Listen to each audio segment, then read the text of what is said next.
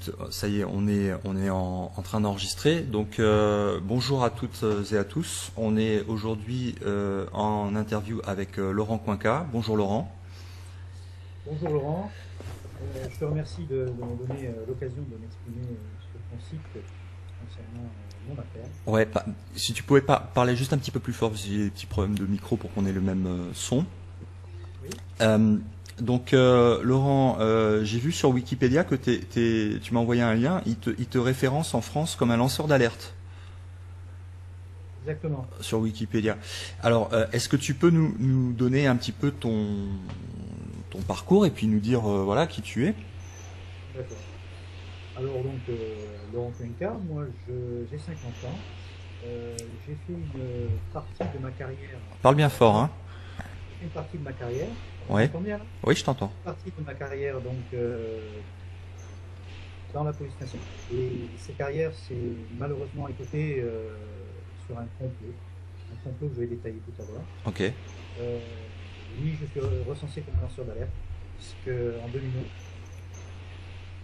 j'avais fondé et j'avais, par l'intermédiaire de cette association, dénoncé les effets néfastes de la révision générale des politiques publiques. Ok. 8 mois de vie de cette association pour nous démolir, et moi, on m'a démoli, y compris socialement. Voilà, je vais tout détailler. Donc, t'as monté une association de loi 1901 alors que tu étais déjà dans la police. Voilà. T'as passé combien de temps dans la police en tout avant de monter ça, enfin, en tout, ouais. Alors, j'ai passé 28 ans dans la police. Hein. J'ai fait un peu de carrière à Paris. Ouais. J'ai été ensuite en police de l'air et des frontières. Et une vingtaine d'années, le gros de ma carrière en compagnie républicaine de sécurité. Ok. J'avais beaucoup de spécialités. J'étais maître-nageur sauveteur en route. Hein. Et j'étais formateur aussi. Donc je recevais des nouvelles recrues et je les formais aux techniques, etc. Et en 2011, j'ai fondé une association loi 1901 qui s'appelait Police Victime, dont le but était de soutenir moralement et juridiquement les fonctionnaires de police, les forces de l'ordre en détresse. Parce que il faut s'en mettre un suicide par an, rien que dans la police, et c'est pas rien. Donc moi j'ai subi du harcèlement, et suite à ça, j'ai monté une association avec d'autres collègues, j'en étais donc le président. Je suis ensuite monté au créneau, je me suis exprimé sur une radio suite à un suicide d'une fonctionnaire. Et au titre de l'association, bien sûr, et pas en tant que policier, j'ai dénoncé les effets néfastes de la révision générale des politiques publiques. D'ailleurs, bon, aujourd'hui... Vas-y, c'est bon. Voilà. Tu me posais une question, je crois. Non, c'est bon, vas-y, continue. Et voilà, j'étais en train donc de dire que j'avais dénoncé en 2011 les effets néfastes de la RGPP, avec la diminution des effectifs, et on voit aujourd'hui que suite à ce qui s'est passé, hein, Charlie et le Bataclan, le pouvoir est revenu, a fait machine arrière, virage à 180 degrés même, et réembauche dans l'urgence des milliers de fonctionnaires pour assurer la sécurité. Donc j'étais, oui, effectivement, un lanceur d'alerte, et je crois qu'aujourd'hui on peut le dire. Si on nous avait écouté à l'époque, je crois qu'il y aurait peut-être eu, je ne dis pas qu'on aurait évité les attentats, mais je pense que le territoire aurait été peut-être mieux surveillé. Voilà. D'accord. Donc cette association m'a... Oui, vas-y, parle-nous de l'association. Oui. Donc l'association loi 1901, elle regroupait pas mal, elle démarrait très bien d'ailleurs, elle regroupait les forces de l'ordre, hein. Il y avait des gendarmes qui s'y greffaient. Et nous, on devait défendre juridiquement des fonctionnaires qui avaient des problèmes de harcèlement dans leur profession, puisqu'il y a quand même pas mal de harcèlement et de discrimination. Et on devait aussi avoir une branche sociale. On commençait à avoir pas mal de sur les locations, même sur les finances, sur le sport. On commençait à avoir pas mal de contrats de signés pour les adhérents. Enfin bref, quelque chose vraiment de... Quelque chose vraiment de... Ça se développait, quoi. Ça se développait bien, l'association. Oui, tout à fait. Oui, ça se développait très bien. Et en quoi cette association elle était gênante pour la hiérarchie ou pour... Alors, Cette association, elle était gênante parce qu'il y avait il y a une association concurrente reconnue d'utilité publique. Mais nous, quand on a fondé notre association, on n'avait pas du tout l'intention de la concurrencer. Nous, on avait un volet à part. Et il faut savoir que l'ex-association, c'est quelqu'un qui est franc-maçon, qui est très influent depuis des années. Il est en retraite maintenant. Il a fait parler de lui récemment dans l'affaire du 36 quai des Orfèvres. Il a fait beaucoup de trafic d'influence, il a fait beaucoup de mal. Il a été incarcéré pas mal de fois. Qui est cette personne? La menace est partie de là. Qui est cette personne? Voilà. C'est l'ancien président de l'Association nationale d'action sociale, de l'ANAS, qui a été cité plusieurs fois dans mon affaire, où on m'a demandé à l'époque de me méfier. Et on m'a aussi demandé de faire attention, puisqu'il y avait la franc-maçonnerie derrière, étant donné que ce monsieur est très influent. Il a siégé au Conseil économique et social. Il a fait nommer des personnalités. J'avais rencontré, moi, à l'époque, le député Orboise, qui est aujourd'hui le ministre de la Justice, hein, qui m'avait dit à l'époque vous n'avez pas peur de gêner ce monsieur avec votre association? Je ne vois pas en quoi on aurait pu le gêner. On m'a demandé plusieurs fois de faire très attention. Donc, moi, pour résumer un petit peu, j'ai déposé plainte donc, contre X, puisqu'il y a quand même plusieurs personnes dans cette affaire. Hein. Il y a un directeur de la police nationale qui est visé, puisqu'il a carrément fait du faux en écriture dans le but de me décrédibiliser et dans le but de me nuire et de me virer de la police, tout simplement. Hein. Qu'est-ce que tu appelles faux en écriture exactement? Il a fait quoi? Alors dans mon dossier, on m'a sanctionné déjà administrativement. Hein, on a invoqué un manquement au devoir de réserve, une déloyauté, tout ça parce que j'avais monté une association. Bon, quand on a monté cette association en 2011, j'ai commencé à subir du harcèlement à n'en plus finir. Ça a été une baisse de notes, ça a été une non-proposition à l'avancement qui était injustifiée. Or, j'ai cette médaille, je la montre. Elle s'obtient au bout de 20 ans. C'est pas n'importe qui peut l'avoir. Il faut avoir un très bon dossier, une très bonne note. Moi, je l'ai eu au bout de 19 ans. J'avais un très très très bon dossier. Donc, on m'a mis des bâtons dans les roues. On m'a mis dans des placards jusqu'à que je craque. Et on m'a fait comprendre, mon ex-chef de service, qui a été muté lui aussi bizarrement comme un service rendu, qui est actuellement dans une ambassade responsable de la sécurité en Afrique, hein, m'avait prévenu, m'avait dit, écoutez, moi, je n'y suis pour rien, c'est Paris qui tire les ficelles. Voilà, il m'avait mis en garde. Donc c'est une affaire qui remonte assez haut, quoi. C'est une affaire qui remonte très haut, bien sûr. La personne concernée, l'ancien directeur de la police, a été nommé par la suite préfet. Tu peux donner des noms quand tu parles de personnes? Oui. Alors lui, je vais donner son nom. D'autres personnes, je vais pas les citer pour pas avoir de problème parce qu'il y a une instruction en cours. D'accord. Et la personne que je vais nommer, de toute façon, moi j'ai une preuve à l'appui, par écrit, contre X, mais cette personne va être entendue. C'est vraiment, je dirais, la personne principale qui a initié cette affaire. Ouais. Alors après, qu'elle a eu des instructions c'est un franc-maçon aussi. Ouais. Monsieur Végel Hubert. Qui était directeur des CRS en 2011-2012, qui a ensuite été nommé préfet, quand le pouvoir a changé, à l'époque où Hollande a été nommé. Il a été nommé préfet responsable de la sécurité sur le sud-ouest. Il a essayé de me nuire une seconde fois en essayant de m'enlever ma carte professionnelle pour travailler dans la sécurité privée. Parce qu'il faut savoir qu'à ce jour, je bénéficie de cette carte, je peux travailler dans la sécurité privée, y compris avec un port d'armes, alors que le ministère de l'Intérieur a signé un arrêté pour me jeter par le biais d'une invalidité. Une invalidité totale, y compris au port d'armes. Et ça passe pas par un juge, si? Ça passe pas par un juge. C'est comme ça, ils mettent ton nom sur la liste et ils décident de te...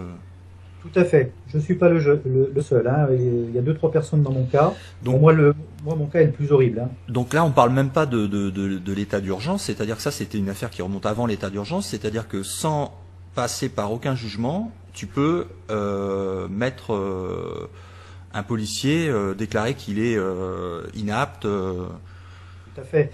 Un policier, juste sur les dires d'une personne, quoi. De la hiérarchie. ils ont monté ce dossier. Alors, on m'a sanctionné, j'ai quand même pris 6 mois d'exclusion, hein, sans salaire. Et la raison qui était invoquée pour t'exclure, c'était quoi? C'était une déloyauté par rapport à mon association. C'est tout. Parce que je m'étais exprimé au travers de mon association. On a dit que j'étais déloyal, que j'avais manqué à mon devoir de réserve. Or, il n'a pas été prouvé. On m'a passé en conseil de discipline. Ouais. Lorsque j'ai reçu mon dossier disciplinaire au mois de mai 2012, parce que faut dire que quand on m'a invoqué mon passage en conseil de discipline, mon médecin traitant, parce que j'ai craqué, là, mon médecin traitant m'a mis en accident du travail pour harcèlement. C'est rare quand même. Il m'a mis accident du travail pour harcèlement. Ça a été reconnu 8 mois après par mon administration de tutelle à l'époque. Puis ensuite, la personne que j'ai citée tout à l'heure l'a fait rejeter par le biais d'une commission médicale.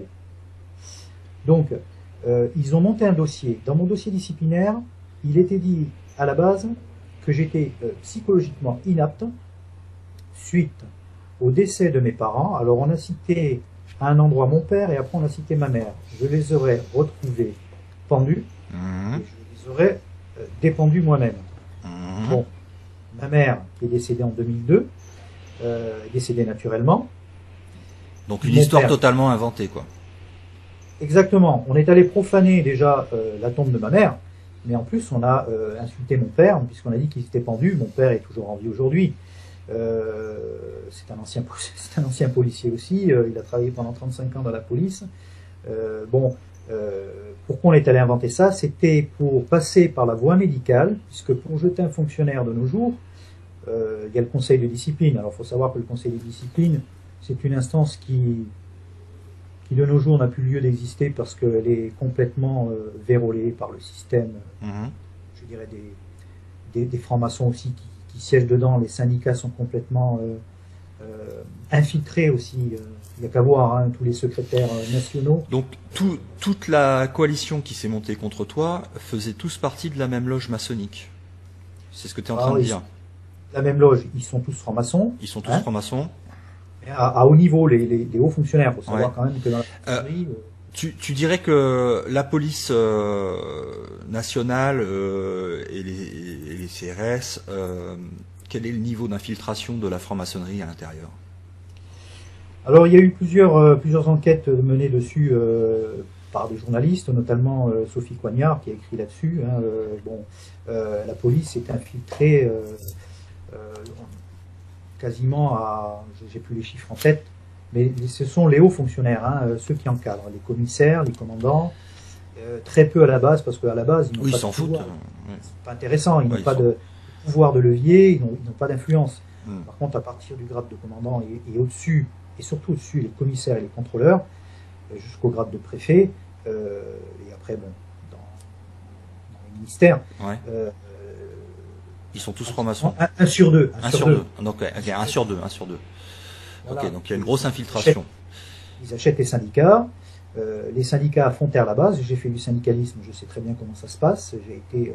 Les syndicats sont tous achetés, que ce soit à la police ou ailleurs. Ils sont tous récupérés. Ils finissent au Conseil économique et social. Ils ont des médailles de Légion d'honneur, etc. C'est grossier, quoi, je veux dire. Et alors, ils ont la facilité de jeter des fonctionnaires. Il suffit de monter un dossier comme on a monté, moi. On a fait du faux en écriture publique. On l'a soumis à des médecins agréés par le ministère. Moi, j'ai rencontré un expert qui m'a convoqué, forcément, et qui m'a vu en tout et pour tout 10 minutes. Et en 10 minutes, il m'a déclaré invalide. Voilà. Il était déjà initié. Je prends ce terme-là. Il était déjà initié. Il m'a dit, je sais, vous avez monté une association. Donc déjà là, je prends un contact. Il m'a dit, vous êtes fait entendre. Il m'a un petit peu parlé en 10 minutes de ce que j'ai fait dans ma carrière. Et quand j'ai reçu les conclusions de cette expertise, que je n'ai pas pu contester, puisque de toute façon c'était déjà signé, c'était marqué en gros, en raison de mon âge, et à l'époque, ça s'est passé, j'avais 47 ans, en raison de mon âge et de mon parcours professionnel, déclarons Cuenca Laurent totalement inapte à toute fonction. Donc c'est la porte. Donc c'est la porte. Après, c'est la dégringolade. Derrière, il faut savoir quand même que j'ai essayé de remuer ciel et terre. Je me suis pas laissé faire. Hein. J'avais une assistante sociale aussi. T'as pris un avocat à l'époque? J'ai deux avocats Deux parce que avocats. j'en ai un qui est sur une affaire. Alors, il faut savoir que derrière, ça a entraîné plein de choses. Mhm. J'ai subi 2 hospitalisations abusives parce qu'ils ont essayé de se rattraper et de me décrédibiliser. Et donc, ils ont essayé de me faire porter le chapeau de quelqu'un de psychologiquement atteint pour étayer la thèse après coup. Donc, j'ai subi 2 hospitalisations abusives, une de 15 jours et une de 26 jours, qui ont été cassées à chaque fois par un JLD. C'est quoi un GLD? Un juge des libertés? La liberté et la détention, c'est obligatoire. Donc je suis ressorti, mais il faut attendre 15 jours. Hein. Ouais. Donc là, je suis en train d'attaquer là aussi l'État pour ces hospitalisations abusives. Ça fait 2 ans. Ça fait 2 ans. Ça me coûte très cher. Bien sûr. J'ai aussi une plainte en faux usage de faux contre X au ministère de l'Intérieur. Hein. Bon, j'ai cité en gros la brochette de malfaiteurs. Hein. C'est une association de malfaiteurs. Ce sont des gens qui portent des insignes qui encadrent. La personne que j'ai citée, elle est actuellement conseillère au gouvernement. Elle a géré la COP21 récemment. C'est quelqu'un quand même qui a déjà été relaxé dans une affaire. Ouais. Alors en plus d'être des criminels, on les récompense pour leur criminalité et leur service rendu. En les plaçant à des postes à responsabilité, c'est-à-dire que à la limite plus t'es pourri, plus tu montes. Exactement, c'est ce qui s'est passé. Moi, bizarrement, les personnes qui ont écrit ce genre d'atrocités dans les procédures, hein, c'est parti de ce directeur, c'est descendu jusqu'à mon chef de service qui était commandant. Le commandant, bizarrement, a été muté, donc comme je disais, en ambassade, hein, une récompense. Une récompense, ouais.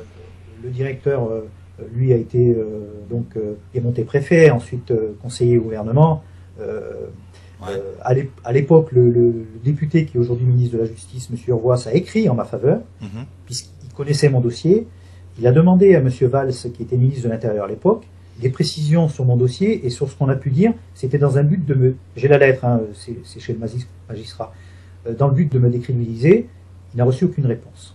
Bon, tout ça, c'est la même franc-magouille, comme j'appelle. Hein. Ils m'ont assassiné sur un complot. Ils ont essayé de me faire taire, mais je suis quelqu'un d'assez coriace. Ils ont essayé de te pousser au suicide? Alors je suis quelqu'un, on va dire, peut-être de miraculé, parce que 50 suicides par an dans la police, il y en a beaucoup qui se sont suicidés pour moins que ça. Moi, au contraire, j'ai la hargne, je veux être blanchi, je veux qu'on revienne sur tout ce qui a été dit sur mes parents. Ils ont essayé, oui, tout à fait. Moi, j'ai ces 2 hospitalisations abusives, elles étaient quand même... dans un contexte au milieu de malades mentaux, même le responsable de l'établissement, qui me connaît bien, on est presque devenus amis depuis, m'a dit, mais monsieur Coinca, je sais pas ce que vous faites dans mon établissement, je demande à ce que vous sortiez, mais c'est la voix du préfet, quand une hospitalisation abusive est décidée par un préfet, un médecin peut faire 36 certificats et dire non, ce monsieur n'a rien à faire chez nous, c'est le préfet qui décide. C'est le préfet qui décide. Ouais. Tout à fait. Là aussi, c'est vraiment... on est dans un pays où on dit des droits de l'homme, mais bon... Ah non, mais on vit à l'envers. Hein. Et ce que tu me racontes me parle beaucoup parce que moi, je vis en ce moment, je ne sais pas si tu es au courant, une expérience personnelle qui se rapproche de ça. Et je reconnais bien dans ce que tu énonces les méthodes qui sont utilisées par la franc-maçonnerie. C'est-à-dire que déjà, l'utilisation des faux est systématique. C'est-à-dire qu'on raconte n'importe quoi, on crée une histoire de A à Z.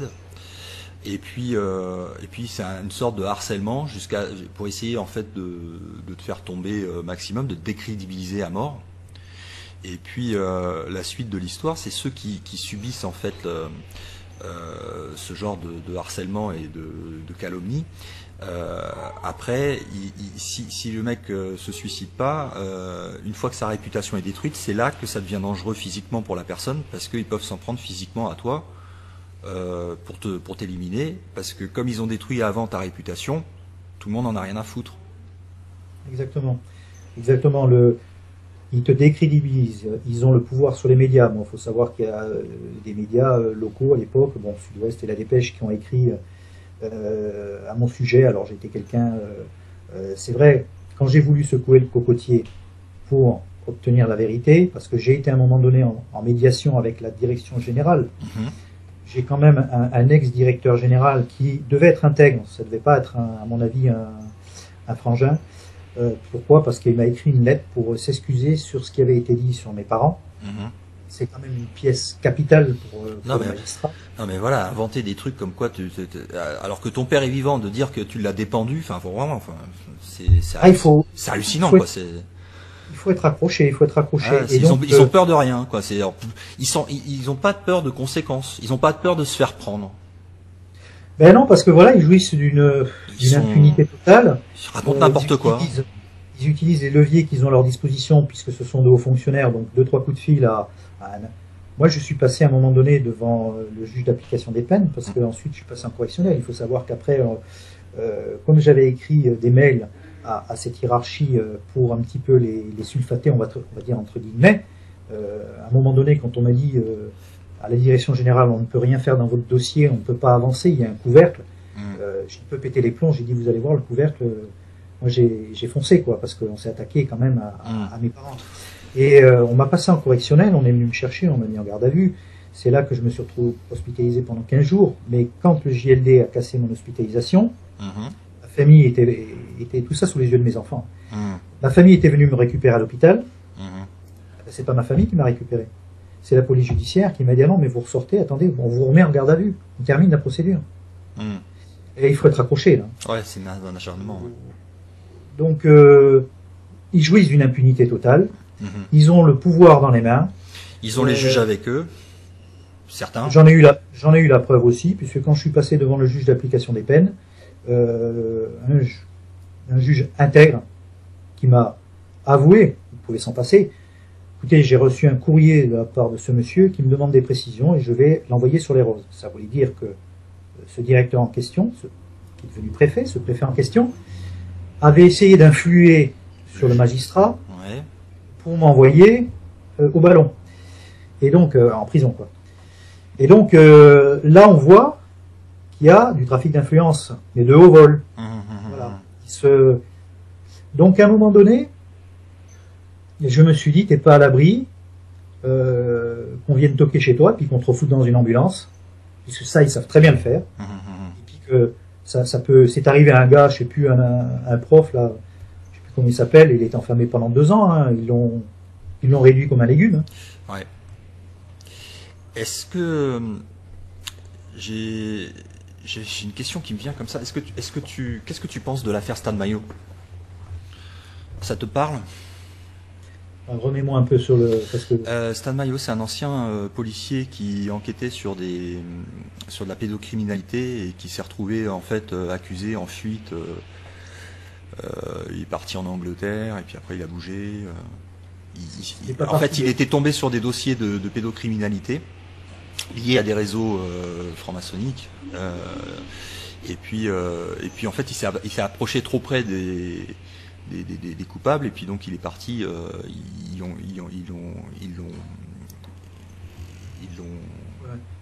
C'est pas parti de la région toulousaine. Je me rappelle. À l'époque, parce qu'il y a eu un gars en retraite des RG qui a enquêté là-dessus sur la région toulousaine avec l'affaire Allègre, et c'est monté à un certain niveau où ça touchait un peu le gratin de la politique et de la franc-maçonnerie. Ouais. Et je sais pas où c'est allé après l'histoire. Donc, est-ce que tu as, bon, alors, sans parler de Stan Mayo, est-ce que tu as des histoires ou des oui-dire de protection de pédophiles, de réseaux pédophiles? Moi, à mon niveau, non. J'en ai pas connu parce que j'étais qu'un fonctionnaire de police lambda. D'accord. Moi, j'exécutais des ordres même quelquefois contraires à la logique. Ouais. Mais j'ai pas entendu parler. Alors moi, après, je connais quelqu'un qui effectivement se bat depuis des années. Mais ça, c'est en dehors de la police, mais il se bat depuis des années pour la mort de son fils. Qu'on a du côté de la région toulousaine, justement, on a classé en suicide alors qu'il a toutes les preuves en main, comme quoi il n'y a jamais eu de suicide, il manquait des organes à son fils, etc. Ouais. Trafic d'organes, etc. Bon, enfin ça c'est une histoire. Okay. Et qu'est-ce que tu penses de l'actualité en ce moment par rapport au CRS en France? Alors, quel est le regard maintenant que tu es sorti en fait d'une du milieu, quel est le regard extérieur que tu as sur tes anciens collègues? Moi, je les plains, franchement, je les plains parce que moi aussi. le pouvoir s'en sert à toutes les sauces. En fait, la police nationale et les forces mobiles, hein, les forces de l'ordre, les CRS, etc., les gendarmes mobiles, sont utilisés comme un baromètre politique. La France, surtout avec l'état d'urgence là qui vient d'être reconduit, franchement, je les plains. Je les plains, et d'autant plus qu'ils n'ont pas de protection. C'est pas sur les syndicats qu'ils peuvent compter, puisqu'on en a parlé. Les syndicats sont infiltrés. Ils sont infiltrés. Ouais. Et alors, je parle pas du petit syndicaliste de base, mais à un certain niveau, hein, ils jouissent de tout ce qu'ils veulent. Ils sont achetés par le pouvoir. Et ils sont et dans les syndicalistes, t'as des exemples t'as eu des confirmations qu'il y en a certains qui étaient dans les loges francs-maçonnes aussi? Moi, j'ai quelque chose qui m'a choqué un jour, parce que effectivement, moi, je m'intéressais pas trop à cette histoire avant qu'il m'arrive tout ça, franc-maçonnerie. Mais un jour, comme j'étais un syndicaliste de base, justement, parce que je voulais quand même m'investir, j'ai été convié à une réunion sur une région avec tous les représentants des départements et nationaux. Et quand je suis arrivé, alors ça durait 2 jours, hein, quand je suis arrivé à l'endroit précis, le jour du rendez-vous, je voyais pas mal de gars qui se faisaient la bise et puis qui se tapaient sur l'épaule. Et j'étais pas à l'aise avec ça, moi, parce que, bon, moi, on m'a pas fait la bise, hein, on m'a pas tapé sur l'épaule. Et je me suis dit, c'est quand même bizarre cette proximité. Bon, j'ai tout de suite compris. Pas compris. Voilà. Et c'est vrai que il y en a énormément. Il y en a énormément, et il faut savoir quand même que en France, les ministères les plus touchés et les plus infiltrés, c'est quand même au niveau de la sécurité, ministère de l'Intérieur et ministère de la Justice. Puisque là, bon, mais j'ai pu le constater, et c'est un problème. Bah, il y a les enfants du juge Allègre qu'on parlait de leur père. Oui. Qui lui était mouillé à fond dans les histoires de pédophilie. Il s'est suicidé, il pouvait plus se regarder dans la glace, quoi. Et les enfants ont balancé toute l'histoire sur leur père, quoi. C'est courageux d'agir. J'ai vu la vidéo. Très parce que je suis pas étonné, parce que quand on voit les manipulations, moi je le vis, je l'ai vécu, je le vis encore, puisque l'affaire n'est pas terminée. Mais en 2012-2013, quand on voit comment ça s'est goupillé, les écrits, plus d'envoyer systématiquement des gens me chercher, etc., parce que je revendiquais le droit de me défendre, tout simplement. Et même là, je pense qu'il y a encore une intervention, parce que mon affaire, j'ai déposé plainte en 2012, l'affaire est carrée. Les noms sont cités. Je veux dire, demain, on peut envoyer à la barre ces personnes. Et c'est criminel, c'est de la cour d'assises. Mon avocat me l'a confirmé. C'est tellement grave que l'écriture un faux en l'écriture publique par personne dépositaire de l'autorité publique, c'est une circonstance aggravante. C'est une circonstance aggravante, ouais. Et le magistrat m'a avoué, quand je l'ai vu cet été, pour consulter mon dossier, même dans le dossier médical, il n'y a rien en fait. Je tiens à le préciser, on ne connaît pas ma pathologie. Bon. Et le magistrat m'a dit, bon, ben maintenant je vais m'attaquer au bourreau, entre guillemets, et je ne vous cache pas que la tâche va être difficile. Bon, et vu le personnage que j'ai cité, qui est conseiller du gouvernement actuellement, je crains que ça prenne beaucoup de temps. Donc, c'est compliqué parce que... comment tu vois l'avenir par rapport à ton combat? Déjà, où est-ce que tu en es au niveau relations amicales et familiales par rapport à cette affaire? Est-ce que ça a provoqué des problèmes? Énormément, parce que derrière, financièrement, une perte brutale de mes revenus. Alors moi, j'avais une situation avec une carrière bien programmée. J'avais une maison, des voitures, enfin voilà. Et derrière, j'ai une petite pension d'invalidité, mais je veux dire, j'ai perdu 50% d'un coup. Donc j'ai dû revendre ma baraque dans l'urgence avec des pertes, plus tout le reste. Je suis en surendettement, je suis criblé de dettes. Je me suis séparé de ma femme, puisque vivre comme ça au quotidien, je la comprends, hein, on est resté en bons termes, mais en fait, entre les hospitalisations, les gardes à vue, plus perdre un emploi comme ça, à un moment donné, il valait mieux qu'on s'écarte un peu, mais je veux dire, ça a déclenché, ça a été vraiment un tsunami, quoi. D'accord. Et pareil dans ton niveau, dans tes relations amicales, il y a des policiers qui te sont restés, des anciens collègues qui te sont restés fidèles, ou t'as tout perdu tes relations Je les compte sur les doigts d'une main, Ouais. alors qu'avant j'en avais beaucoup, et ils ne me contactent plus parce qu'ils ont peur. Il y en a qui me l'ont dit, Mhm. mais ils me l'ont pas dit par téléphone, c'est parce que je les avais croisés dans Ouais, l'ancienne parce région. qu'ils savent que tu es sur écoute. Oui, je l'ai été. De toute façon, j'ai les preuves aussi. Hein, j'ai été sur écoute à l'époque de l'association, puisque dans mon dossier, on a sollicité les renseignements généraux pour voir un peu comment était mon association. Je suis passé par tous les niveaux. Hein. Je suis passé d'extrême gauche à extrême droite. Je suis passé par. On a essayé de nous démolir sur tous les plans. Donc, à un moment donné, les renseignements généraux, ils m'ont approché. Ils sont pas venus à ma porte. Ils m'ont forcément écouté. Et ces collègues-là m'ont tourné le dos parce que. Ben pour eux, ben déjà d'une part, comme on m'a décrédibilisé avec cette histoire de famille, de pendaison, ils se sont dit quelque part, ben, si la hiérarchie le dit, il doit avoir raison, puisque c'est comme ça qu'on détruit un individu. Hein, on colporte sur lui des bruits, d'autant plus quand on a un pouvoir. On lui met une étiquette et après, ben on le massacre. Et les gens derrière pensent que voilà, il n'y a pas de fumée sans feu, etc. Ouais. Que moi, j'ai dû prouver à la direction générale qu'il n'existait rien de tout ça. Et l'adjoint au directeur que j'avais eu au téléphone à l'époque m'avait dit, mais monsieur, je peux pas avancer, il y a un couvercle sur votre dossier. Couvercle, c'est la franc-maçonnerie. Et est-ce que d'un côté, donc, t'as des gens qui se sont éloignés de toi. Est-ce que de l'autre côté, ça a rapproché d'autres contacts que tu as pu te faire de personnes qui étaient dans des cas similaires au tien et qui se sont confiés à toi? Un petit peu. Alors, bon, les contacts que j'ai gardés, ce sont des gens à la retraite qui n'ont pas peur, ils sont plus en activité. Ils prennent des nouvelles et voilà. Après, j'ai 2-3 personnes, oui, effectivement, on se contacte de temps en temps. Par rapport à ces histoires-là, je sais pas. Enfin, j'ai plus de nouvelles de lui depuis un moment, mais au départ, j'avais des contacts avec lui. Je sais pas si tu as entendu parler de l'affaire de Pichon, un commandant de police qui avait dénoncé l'usage abusif et illégal des fichiers STIC, les fameux, on les appelle plus STIC maintenant, mais c'est ces fameux fichiers qui recensent toute la population illégalement. Il avait alerté à l'époque sa hiérarchie dans les règles et à très haut niveau. On l'a démoli. On l'a démoli. On l'a démoli, on l'a mis en retraite, même pas pour invalidité, on l'a jeté. Et il se bat, il a gagné des procès, il se bat pour être réintégré, mais le Conseil d'État ne valide toujours pas sa réintégration, donc parce que il sera pas intégré. Tant que ce pouvoir-là derrière agit, il sera pas réintégré. Mais autrement, non, pas plus que ça. J'ai pas plus de contacts. D'accord.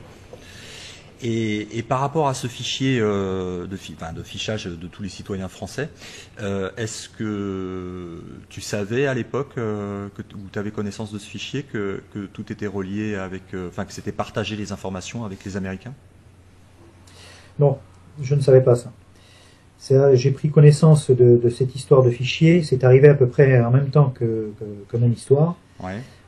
J'ai acheté le livre, il a sorti un livre, je l'ai lu. On l'a, il n'a pas eu le même parcours que moi, mais on l'a décrédibilisé dans le même sens que moi, dans le but de le faire passer pour un mauvais fonctionnaire, un malade, mais je ne savais pas, j'avais pas connaissance de ces fichiers. Parce que oui, t'étais pas du tout dans les théories du complot. À la limite, tu voyais les complotistes comme des huluberlus, quoi. Oui, sans plus, parce que c'est vrai que quand on est un fonctionnaire de base, on exécute, c'est tout. On nous demande d'ailleurs d'exécuter. Et d'ailleurs, excuse-moi aussi, je reviens sur un truc. Peu de temps après mon affaire, quand le ministre de l'Intérieur, Monsieur Valls, a pris les manettes, il a fait renforcer, il a durci le code de déontologie. C'est-à-dire qu'il l'a durci dans le sens où tout fonctionnaire doit maintenant fermer sa gueule et il ne doit même pas dénoncer quelque chose d'illégal. L'omerta. Puisque sinon il se fait démolir. Et c'est arrivé juste derrière mon affaire. Et il y a une personne, un journaliste, qui avait dit à l'époque, dans un article, que en créant mon association, j'avais ouvert les portes de l'enfer. Ça voulait tout dire. En fait, leur but, c'est d'avoir des c'est pas des êtres humains qui volent, c'est des robots. C'est des gens qui pensent pas, qui n'ont pas de conscience, qui ont pas de, qui réfléchissent pas et qui obéissent tout simplement au doigt et à l'œil, Voilà. aux ordres de la hiérarchie, et qui à aucun moment ne doivent se poser de cas de conscience ou de questions ou rien du tout, quoi. Sinon, bah, on te tape dessus jusqu'à ce que tu rentres dans le rang, quoi. Et si tu rentres pas dans le rang, on te détruit. Ah ben c'est fini, hein. Dès la première occasion, ils te démolissent, puisqu'ils savent que si tu sors la tête des rangs, Ouais. euh, Ça peut se dans une- reproduire, donc. Exactement, ils ont. Moi, je me rappelle d'ailleurs celui qui était muté en Afrique, là, mon ancien chef de service, m'a dit j'ai peur pour vous. Ils vont frapper fort. Ils veulent faire un exemple. Voilà. L'exemple a été fait. Tous les collègues, je les plains. Pourquoi? Parce que j'ai encore quelques contacts que j'ai. Les gars, ils en peuvent plus. Ouais. Ils en peuvent plus. Ils sont dans le burn-out complet, quoi, continuel. Et en même temps, il faut croûter, hein, il faut remplir le frigidaire. Et je les comprends. Ils ne peuvent plus, même pas par leur syndicat, ils ne peuvent pas dire voilà, ça va pas, ça va pas.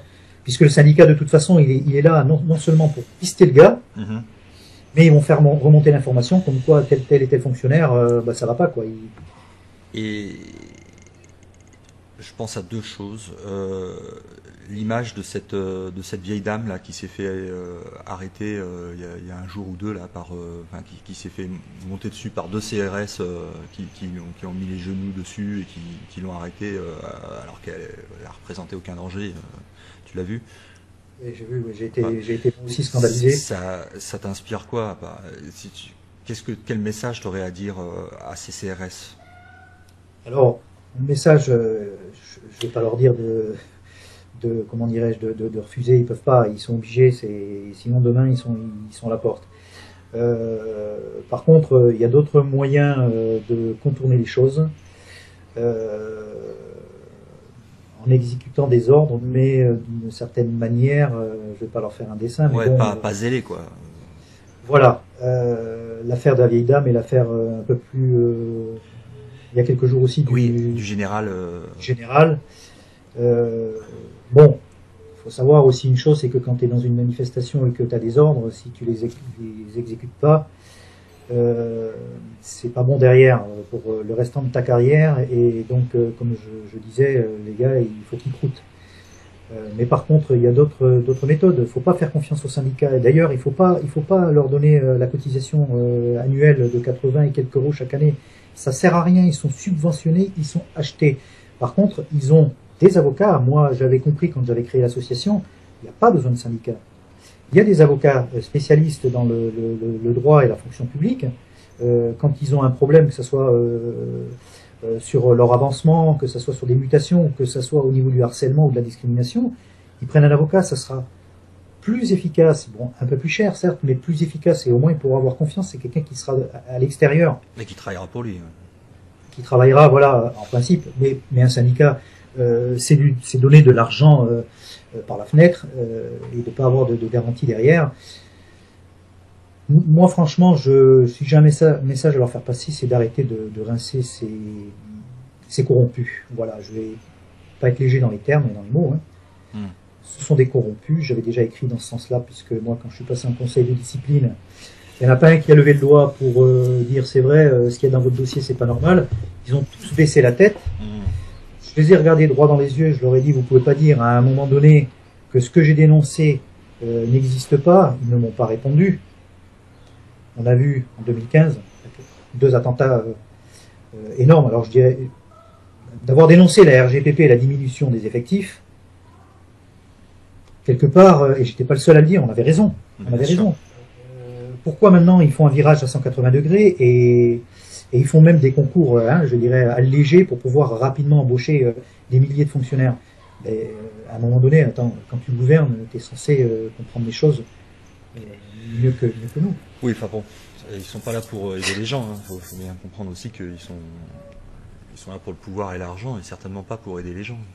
Donc, il y a pas quand même une prise de conscience, même si elle n'est pas suivie d'actes, au niveau des fonctionnaires de police concernant justement je sais pas, quand tu es fonctionnaire de police, tu tu dois prêter un serment de protection des citoyens. Là, le problème, c'est le gouvernement. Donc, les citoyens ont besoin d'être protégés de ce gouvernement criminel. Ce sont que des criminels au gouvernement. Il n'y a pas un moment où les policiers se disent « Mais je sers à quoi? Est-ce que je suis pas là pour empêcher le peuple d'aller poursuivre ces criminels qui sont à la tête de l'État et qui continuent de faire des morts partout, de s'ingérer dans les politiques étrangères, de mentir, de voler, etc. C'est ces gens-là que je défends, quoi. Mais il n'y a pas un moment où je sais pas. C'est un peu compliqué. Moi, je suis rentré à une époque. Ils y pensent pas, ils en ont pas conscience ou? Si, ils sont tous écœurés. Ils sont tous écœurés. Ils aimeraient bien trouver une solution. Mais si demain, je pense qu'il y avait un espèce de putsch dans le pays. Ils seraient tout de suite solidaires avec la population. Seulement, donc ce qui manque, c'est quoi alors? C'est le nombre de citoyens qui, tant que ça reste à des manifestations de 5, 10 000 personnes, 200 000 personnes, ça, ils se mouillent pas. Mais si ça montait à des millions de personnes dans la rue, tu veux dire qu'ils changeraient de camp c'est une question de nombre? J'en suis persuadé.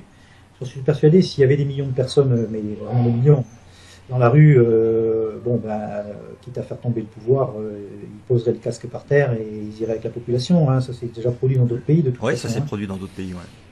Ouais, donc moi j'en suis persuadé, mais là, à l'heure actuelle, ils sont obligés d'exécuter et voilà, certains essayent de le faire. Quand tu es dans une manifestation et que il y a beaucoup de casse et que tu prends, ça m'est arrivé, tu prends beaucoup pendant des heures de choses sur la figure. Essaye de te protéger, mais à un moment donné, tu as les nerfs qui craquent aussi, parce que t'es le fusible, en fait, t'es le fusible de l'État, mais le mauvais fusible, le mauvais côté. C'est toi qui prends, le pouvoir en a strictement rien à foutre. Ah non, il se fout complètement de toi. Nombre de victimes. Tu sais, je vais dire un truc, tu sais comment aux États-Unis, ce qu'on appelle les familles régnantes, les familles Illuminati qu'on appelle comme les Rothschild, les Rockefeller et tout ça, enfin ceux qui vraiment ont le pouvoir sur la planète. Tu sais comment ils appellent les policiers? Comment ils les appellent? Nos chiens. Ça m'étonne pas. Our dogs.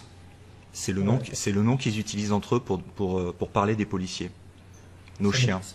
Ça m'étonne pas. En fait, ils s'en servent le pouvoir s'en sert pour protéger leur petite combine, pour se protéger eux-mêmes, mais pas pour protéger la population. Non. Moi, quand je suis rentré dans la police, le premier message qu'on m'a fait passer, c'était d'assurer la sécurité des personnes et des biens. Là, ça a complètement changé. Là, maintenant, c'est plus ça. C'est d'assurer la sécurité du pouvoir. De leurs biens et de leurs combines. Mais la population, elle n'est pas du tout sécurisée. Là aussi, je ne veux pas rentrer dans les détails, mais j'ai été à un moment donné aide des mineurs. J'ai travaillé sur des sites un peu chauds. À l'heure actuelle des choses, l'état d'urgence, c'est du flanc. C'est du flanc. On a de quoi s'inquiéter. C'est pas la peine de compter sur les forces de sécurité parce qu'il y en a déjà plus. On les a complètement déplumées. Mais en même temps, j'ai envie de dire que les terroristes, ils ont un tapis rouge devant eux. C'est inquiétant parce que ils sont protégés, ces gens-là. Moi, j'ai travaillé dans certains endroits où j'ai protégé des personnalités, dans le 16e et du côté des ministères. Il y a, je sais pas combien de forces de l'ordre au mètre carré. Là, il n'y a aucun souci. Là, il n'y a aucun souci. Et le reste de la population, c'est des statistiques. On trafique les statistiques et puis voilà, on dit que tout va bien. Enfin bon. Et est-ce que tu as été dans les manifestations confronté à des policiers en civil qui reçoivent des ordres pour faire du grabuge de manière à ce que les caméras de télévision puissent filmer quelque chose d'un peu scandaleux? Ça s'entend dire, mais j'ai pas eu de confirmation de la part en fait d'un policier lui-même. Mais il y a plein d'images qui sont montrées sur Internet de manifestants où il y a des groupes, parfois d'hommes cagoulés, qui ferait en fait partie des services de police pour foutre le Bronx dans la manifestation en fait. Sincèrement, non. J'en ai jamais entendu parler. Si ça a été fait, ça a dû se faire vraiment très discrètement. Ils ont peut-être pris du personnel qui venait l'extérieur. Voilà, qu'on n'est pas censé connaître. Ouais. Bon, non, moi, je peux pas confirmer ce. D'accord, ok. Par contre, je serais pas étonné aussi que ça se fasse parce qu'à un moment donné, comme on dit, il faut créer le chaos. Alors, justement, c'était la question suivante. Est-ce que, hormis les manifestations, le cas qu'on vient de citer, est-ce que tu as des exemples dans ta carrière où tu as entendu parler de création du problème? Création du problème. Ouais. De création du problème. Chaos. J'étais dedans, je ne devais pas m'en rendre compte parce que quand tu es en plein milieu d'une salade comme ça, tu t'en rends pas forcément compte. Mais avec les années derrière, j'ai réfléchi à certains trucs et quand je vois maintenant ce qui se passe sur les médias et à propos des quartiers par exemple, j'ai beaucoup travaillé dans les quartiers et il faut avouer que quand il se passait rien dans les quartiers, on avait des consignes d'aller dans les quartiers. Bon, et c'est là que ça dérapait. C'est là que bon, il faut réinvestir le territoire, mais il y a des manières de le réinvestir le territoire. Ouais. Nous, on nous envoyait là-dedans comme si on allait provoquer carrément à l'attaque avec tout l'équipement. Moi, je me suis retrouvé dans de mauvaises postures dans les quartiers, mais on n'y allait pas pour dialoguer. On n'y allait pas pour dialoguer, donc il fallait terroriser en fait. Je pense qu'il fallait terroriser. Et à des moments où il n'y avait pas de problème dans le quartier. Exactement, à des moments où il n'y avait aucun problème. Alors qu'il y aurait peut-être eu d'autres endroits où il y a des problèmes et que ces forces qui ont été envoyées à un endroit où il n'y a pas de problème, ils auraient été utiles au même moment à un endroit où il y avait effectivement un danger, un problème à régler, quoi. Exactement. Il y a des endroits où il y a pas mal de cambriolage, mais seulement la population qui habite dans ces endroits-là n'intéresse pas le pouvoir. Plus que ça, puisque ce sont des gens une classe sociale au-dessus et à part les cambriolages, il n'y a pas grand-chose. Je veux dire, il vaut mieux aller dans les quartiers où ça bouge, où il y a du feu. C'est plus intéressant sous le plan médiatique. Alors, il y a une relation dans ces opérations-là entre la police et les médias mainstream. C'est-à-dire, est-ce qu'il y a des appels qui sont passés de la police aux médias en disant venez, il va y se passer quelque chose là-bas, on va aller là-bas. Amenez vos caméras. J'ai toujours été étonné de la rapidité des médias, mais pas à notre niveau. Moi, j'ai pas été témoin, si tu veux. Toi, t'as pas accès à cette information-là. Si c'est parti de plus haut. Voilà, c'est parti de plus haut. Bon, on se rappelle tous comment Sarkozy a grimpé dans les sondages en allant systématiquement dans les quartiers avec les caméras. Ouais. Donc, effectivement, j'étais toujours surpris de voir les médias arriver pile poil au bon moment, au bon endroit. Presque avant nous, je dirais. C'est arrivé presque avant nous. Il va y avoir un scénario là, on va se mettre en place. Puis nous, on arrivait derrière. Bon, c'est on en revient à la même thèse qu'on disait tout à l'heure. Semer le chaos, montrer politiquement que... Créer le problème pour faire accepter la solution. Exactement. C'est ce qui se passe actuellement pour faire accepter aux gens... l'état d'urgence et toutes les conneries. D'être surveillé, et ultra surveillé, et hyper surveillé, quoi. Donc la surveillance a ses limites à un moment donné. C'est une intrusion carrément maintenant dans nos vies privées. Ouais, et puis en plus, au-delà de la surveillance qui est déjà inadmissible, c'est qu'il y a cohésion de l'État avec des puissances étrangères et partage d'informations confidentielles sur les Français avec des puissances étrangères. Parce que quand je te parlais des États-Unis, il n'y a pas que les États-Unis. Mais donc c'est assez grave ce qu'ils font, quoi. Et comment tu vois l'avenir en France, honnêtement, dans les 2-3 prochaines années? Comment tu vois ça? Moi, je pense sincèrement, quand mes affaires, ça y a un moment que je le dis, quand mes affaires de justice seront terminées, si j'ai gain de cause, on verra bien. Parce que j'ai beau avoir toutes les garanties, ah oui, non, ils sont quand même puissants. Ah ouais. Bon, Moi, comment je vois l'avenir? Partir, hein, prendre ma retraite ailleurs. Et la France, tu la vois, tu vois une lueur d'espoir pour la France? Tu penses que les Français vont se réveiller un jour et puis descendre dans la rue, ou tu crois que vraiment c'est foutu, ils sont trop contrôlés mentalement Contrôler mentalement, je pense que le Français a toujours eu cette réputation de pouvoir se réveiller à un moment donné ou à un autre. Ouais. Je pense que la solution ne viendra pas, à mon avis, hein, elle ne viendra pas des urnes, parce que Ah bah non, c'est sûr. échoué d'avance, Ouais. on sait.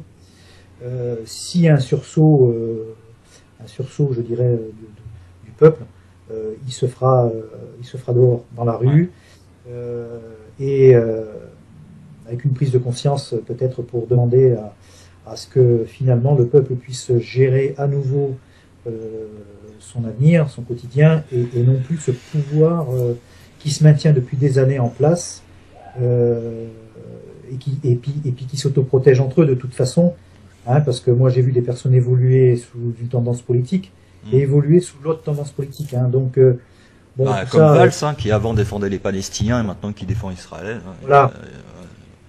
Et moi, je ne fais pas de politique parce qu'on m'a accusé, là aussi pour me décrédibiliser à un moment donné, on m'a accusé de tout, hein, de faire partie de l'extrême droite, de faire partie de l'extrême gauche. Ouais. Moi, je suis à un stade que, bon, de toute façon, avec mes affaires, la politique, ça me passe vraiment au-dessus de Ouais, la bien tête, sûr. Ouais.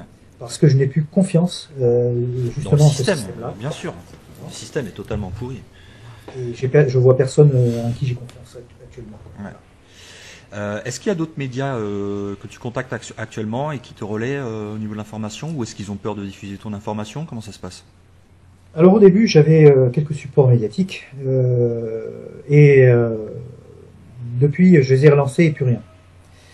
Une radio très connue, hein, depuis, je les ai relancés et plus rien. Pourtant, il avait promis de m'aider, hein, puisque même lui a été un petit peu éclaboussé dans mon affaire. Ouais. Donc, à l'époque où ça s'est passé, quand je suis passé à la radio, le lendemain, il y avait Monsieur Guéant qui était ministre de l'Intérieur, parce que mon affaire, elle a démarré sous le règne Guéant. Et le lendemain de mon passage à la radio pour parler gentiment des effets de la RGPP et de cette collègue qui s'était suicidée malheureusement, et c'était par rapport aux conditions de travail, le lendemain passé Guéant donc à cette radio, et c'était au moment où en plus Monsieur Guéant, puisque je l'ai appris comme tout le monde bien tardivement, piochait dans les caisses tous les mois, puisqu'il a été condamné en correctionnel. Donc je pense que à un moment donné, il va falloir.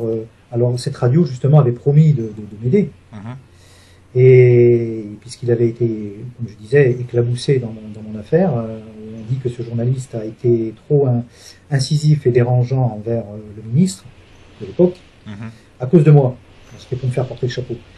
Donc il s'était mis en colère, ce journaliste, et il avait dit non, mais de toute façon, moi je vais remuer les terres, mais il faut l'aider. La dernière fois que je suis passé à la radio avec lui, il m'avait appelé parce que j'étais monté sur une grue.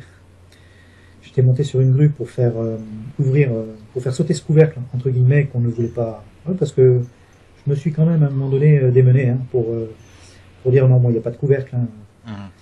Et donc ce journaliste m'avait appelé le lendemain et m'avait dit je reviendrai aux nouvelles, mais de toute façon ça va s'arranger, vous inquiétez pas. Puis bon, je lui ai envoyé depuis quelques contacts pour lui dire que ça en était toujours au même stade et que ça avait même été bien pire derrière. Et je pense qu'il est censuré, comme d'autres médias, pour éviter de parler de ce genre d'affaires, puisque je connais maintenant un petit peu comment ça se passe, quoi, l'envers du décor, on va dire. Et la suite, tu vas. J'espère que ça va inciter, en fait. Voilà, c'est ce que je veux dire, c'est que l'interview qu'on fait aujourd'hui, j'espère qu'il va être au maximum partagé par les internautes, et puis que ça va inciter d'autres médias à te contacter de manière à faire remonter toute l'histoire, quoi. Que cette histoire ne s'éteigne pas comme ça, comme un feu qui s'éteint, mais qu'au contraire, ça devienne un brasier important pour. J'aimerais bien. À l'époque, je sais pas si tu te rappelles, ça s'est déroulé aussi en 2012, à peu près en même temps que moi. Il y a eu une fonctionnaire de police qui avait dénoncé du harcèlement, de la discrimination des magouilles, etc. Siem Swede, je ne sais pas si ça te dit. Non. Elle a écrit des livres, elle a été invitée sur pas mal de plateaux télé. Et à l'époque, en fait, je l'ai su qu'après. À l'époque, la droite était au pouvoir, c'est la gauche qui incitait cette fonctionnaire de police à dénoncer tout un tas de trucs. Elle est allée beaucoup plus loin que moi dans la dénonciation, puisqu'elle avait écrit un livre, elle s'était exprimée sur les médias, elle avait carrément dénoncé vraiment des malversations, du harcèlement, de la discrimination, du racisme, etc. Elle a été sanctionnée légèrement moins que moi. Elle n'a jamais été mise à la porte. Quand la gauche est arrivée au pouvoir, elle a été non seulement réintégrée, et elle est actuellement dans un bureau du ministère de l'Intérieur, aux ressources humaines, et je pense qu'on a dû lui dire, voilà, on vous met là, vous avez eu ce que vous voulez, maintenant, bon, c'est bon. Et moi, je pense que moi, je suis prêt à dénoncer pas mal de choses et mettre au créneau. Il y a d'autres choses dont tu voulais parler aujourd'hui, justement, dans la série des choses à dénoncer. Tu avais d'autres choses à dire? Non. Hormis que bon, mon affaire, le jour où elle touchera à sa fin, j'espère dans le bon sens, je le ferai savoir un peu de partout. Mais c'était pour dénoncer les méthodes de cette brutalité, je dirais, du pouvoir pour démolir un individu, un fonctionnaire, en utilisant vraiment des choses horribles, comme je l'ai vécu. C'était ça que je voulais dénoncer. Ça existe, il faut que les gens en entendent parler, parce que on est capable demain vraiment du pire pour démonter un individu. Et encore une fois, c'est pas pour rien si je suis référencé dans les lanceurs d'alerte. On peut pas l'être comme ça. Donc les lanceurs d'alerte sont aujourd'hui vraiment menacés, quoi. Ouais. Les sites de réinformation aussi, tous ceux qui luttent contre le système et qui dénoncent le système, quoi. Ouais, tous ceux qui les mettent en danger, hein. De toute façon ils essayent de sauver leur peau, hein. De toute façon c'est aussi simple que ça, hein. Donc ils font taire tout ce qui dérange, quoi. Ok, bah écoute, moi c'est bon pour moi, je te remercie. On va rester sous l'heure, comme ça c'est pas trop long pour que les internautes puissent regarder cette vidéo. Éventuellement on fera un suivi quant à des nouvelles ou s'il y a d'autres choses qui te viennent en tête dont tu voudrais parler, on fera un suivi. Je vais te laisser le mot de la fin et je pense qu'il faut qu'on lance deux messages en fait, un aux citoyens et puis un autre au service de police. Moi j'invite évidemment tous les gens qui peuvent témoigner, qu'ils soient dans les services de police ou chez les militaires, à venir en fait nous aider à combattre en fait ce système criminel en rapportant les affaires qui se tournent à l'intérieur de la police ou des circuits militaires. Je sais que peu de personnes veulent parler. On est prêt, enfin moi je suis prêt en fait à faire aussi des interviews éventuellement à visage caché pour protéger ceux qui sont toujours dans les services de police ou de militaire. On peut utiliser aussi des logiciels de modification de voix, enfin il n'y a pas de problème, mais il faut vraiment prendre ses responsabilités et puis il faut arrêter de se taire parce que qui ne dit mot consent. Le mal a besoin pour perdurer de notre silence, voilà. Et donc ils utilisent la peur et pour nous maintenir dans le silence et c'est comme ça qu'ils nous tiennent. Or, on est beaucoup plus fort qu'eux, on est 99% de la population mondiale et je peux vous dire qu'il y a énormément d'indignés partout, hein, que ce soit dans tous les pays. Donc n'ayez pas peur, vous pouvez vous protéger en gardant l'anonymat, mais venez, contactez-nous de manière à ce qu'on puisse faire remonter les informations. Il faut absolument faire remonter les affaires et faire tomber ces gouvernements criminels, quoi, et que le peuple récupère enfin son pouvoir de décision sur ce qui se passe dans son pays, parce que là ça part. C'est-à-dire que si on fait rien, de toute façon, votre boulot vous le garderez pas, parce qu'il y a un moment donné, ça va aller vers la guerre civile, et puis les premiers qui vont être sur le front et qui vont s'en prendre plein la gueule, c'est vous. Donc déjà c'est pour votre sécurité. Et deux, pensez aussi à l'avenir. Enfin, il y a les enfants qui arrivent derrière. Quelle société on va leur laisser? C'est-à-dire, qu'est-ce que vous voulez qu'ils disent de vous plus tard? Est-ce que vous voulez qu'ils disent papa, non, il faisait rien, il était complice, et puis voilà, il avait trop peur. Il y a un moment, il faut se reconnecter je dirais, à sa conscience, quoi. On a tous une conscience. Je pense qu'il faut un moment se reconnecter avec, et puis prendre les bonnes décisions, quoi. On peut pas laisser les gens se faire détruire comme ça, comme ton exemple, hein, sans réagir. Quand on s'en prend en fait à un être humain, on s'en prend à toute l'humanité. C'est pas en détournant le regard, un peu comme à la façon de ce qui se passe dans les trams de métro, où quand une femme se fait violer, tout le monde tourne la tête pour voir pour dire s'il se passe rien. Non, on peut pas. Si on continue comme ça, on va vers le chaos, on va vers la guerre civile, on va vers des années et des années de guerre civile. Il y aura énormément de morts. C'est ce que, en plus, le pouvoir criminel veut, parce que ils essayent, d'un côté, on le voit sur la scène géopolitique, d'un côté ils essayent de déclencher des guerres mondiales avec des vassaux de l'OTAN comme la Turquie qui s'amuse à abattre des avions dans l'espace aérien de la Syrie, etc. On le voit, ils essayent de faire déclencher des guerres mondiales, et de l'autre côté on a une tentative aussi de déstabilisation à l'intérieur du pays pour provoquer la guerre civile. C'est-à-dire qu'on fait arriver des tonnes de migrants qu'on peut pas intégrer, qu'on n'a pas les moyens d'aider, quoi. Et on monte en fait les images pour que les populations se mettent sur la gueule, entre les juifs, les arabes, les cathos, les blancs, tout ça, pour que les gens se mettent sur la gueule, quoi, hein, tout simplement. On veut déclencher des guerres de style de guerre de religion, je sais pas, enfin une guerre civile. Donc il y a ces deux plans qui avancent en même temps du nouvel ordre mondial, hein, c'est-à-dire provoquer le chaos. De toute façon, voilà, c'est clair, c'est provoquer le chaos. Et donc il y a deux façons de réagir par rapport à ça.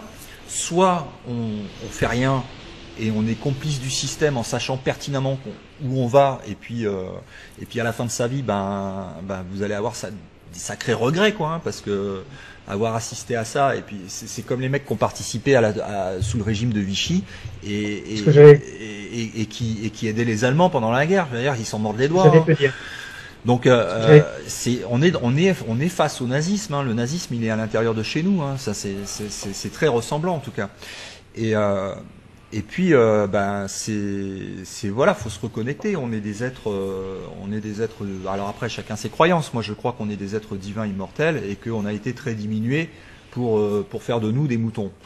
Mais je pense que c'est pas ce qu'on est à la base, et que une fois qu'on récupère en fait ces informations et cette compréhension du monde et de la manipulation qu'il y a derrière des gens qui tirent les ficelles autour pour atteindre leur nouvel ordre mondial, là, hein, on comprend le plan, et puis après, il y a un moment, il n'y a plus rien à perdre, quoi. On est dans un moment où il n'y a plus rien à perdre. C'est soit on vit à genoux, et puis le futur, c'est un truc de puçage dans le bras qui peuvent vous couper à n'importe quel moment pour vous garder esclave, et puis avec les banques.